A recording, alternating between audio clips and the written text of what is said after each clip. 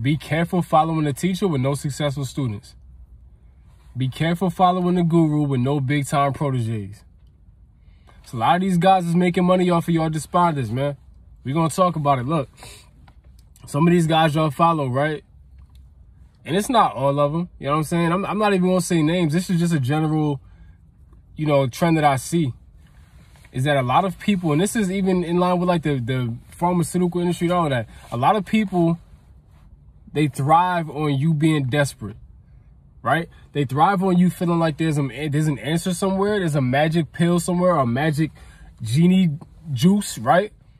And they thrive on the fact that you're seeking this out to make your life better and to finally overcome whatever weaknesses you have or whatever struggles you have or hardships or anxieties or uncertainties, right? They thrive on the fact that you think there's a magic fix. There's no magic fix. And I spoke about this before. There's no magic fix. But what these people tell you, they parade around as if there's some genie with the magic lamp. And so they let their followers rub the lamp, but nothing comes out but snake oil. You get what I'm saying? Nothing comes out but snake oil. This is not reality. You feel what I'm saying? There's nothing substantial about what they're selling you. It's like, yo, if I'm a teacher, right? I want my students to be better than me. It's a lot of these guys, I don't care if it's dating coaches, I don't care if it's life coaches, all of that. Yo, without you never getting that fix, they have no business. They have no business. That's why they do what they do. That's why they feed you scraps and crumbs. Understand that. They feed you scraps and they feed you crumbs for a reason. Because that's how they maintain their business. If you get better, if you start to understand things on a higher level than they do, who they gonna sell to? But see, if a guru and a boss is really a boss, you understand that there's always gonna be new people who have these same issues. So if you're selling something of value and you're actually getting people, making people better, right? Guess what? That's word of mouth. These people that you actually made better are going to tell other people who are struggling, yo, this guy made me better. This guy had some insight. He taught me something that made me better. I can trust in him. I can follow him. And you know what? I'm done with that. I've elevated to the point I don't need his insight anymore. That's the goal, right? Yo, go check him out, bro. I think it's going to change your life. That's what a lot of these teachers not going to tell you. They don't want you to get better to the point where you don't need them. They want you to need them, yo. They want you to need them. So they never want to tell you what the truth actually is. There's no magic fix. No magic fix. Work ethic, hustle, faith. You know what I'm saying? Like self-belief, confidence, persistence, a never quit attitude, never take a no for an answer. That ain't magic. None of that is magic. If you got mental health issues, going to therapy, right? Getting professional help.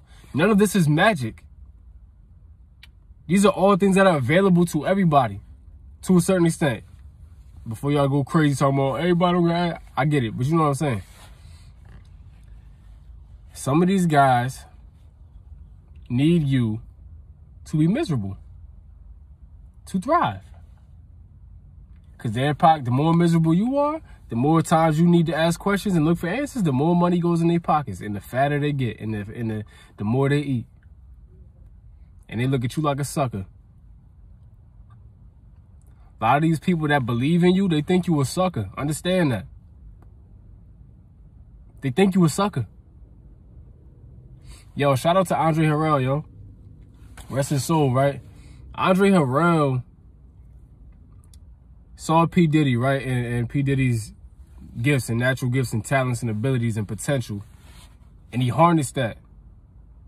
And he taught P. Diddy a lot, right? And he led P. Diddy to being one of the wealthiest men in the world right now. One of the best businessmen in the world. Has been for how many years, right? One of the best talent scouts. One of the best recognizers of talent and ability, right? Somebody who's very business savvy. Andre Harrell wasn't holding back from Diddy. He wasn't scared like, yo, he might get better than me. And Diddy became bigger than Andre Harrell by far. But you know what? Andre Harrell, his name will live forever.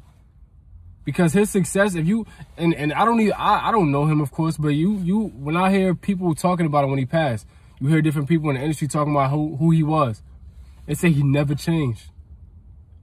He was so happy to see Diddy elevate like that. He was so happy because whatever he was able to accomplish and achieve and learn over the years, when he imparted that into somebody else, and that person took it and ran to the mountains with it, damn, that means I did something right. That means there was substance in what I was offering. All right, it wasn't empty. A lot of these gurus, they're empty. I worry for some people because a lot of, especially nowadays, people are very, very quick to be sheep. They're quick to fall into groupthink, into trends and what everybody else is doing. So if there's a popular or even just whoever, like you hear about somebody that is teaching cool stuff, right? That's dope. We need receipts though. All right? You could look at Kobe and see Jordan. You could see what he taught him, right? You could see all them questions Kobe asked and how that manifested, right? That's the goal. That's the goal. You look at who is it, Rod Strickland? Kyrie, I think Kyrie's like Godfather or something. Look at his Rod Strickland's play style and look at Kyrie. And you'll see what I'm talking about. Yo, the guru should always have a successful protege. If you don't have no big time proteges, but you are a big time guru, you're not big time. You're not a big time guru. You're big time within yourself, and we salute that. But don't call yourself no guru. Don't call yourself no coach, no teacher. You ain't teach nobody nothing of value. You teaching people how to put the Band-Aid on. Right? You teaching them how to just cover up the cut. But you're not going to teach them how to really heal. And how to heal that scar, right? You ain't going to teach them how to heal from within. Just a bunch of lip service, man.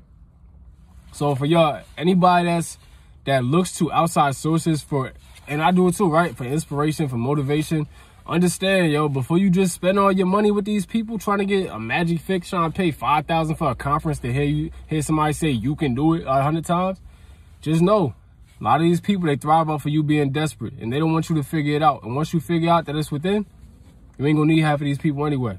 That's all I got for y'all, man.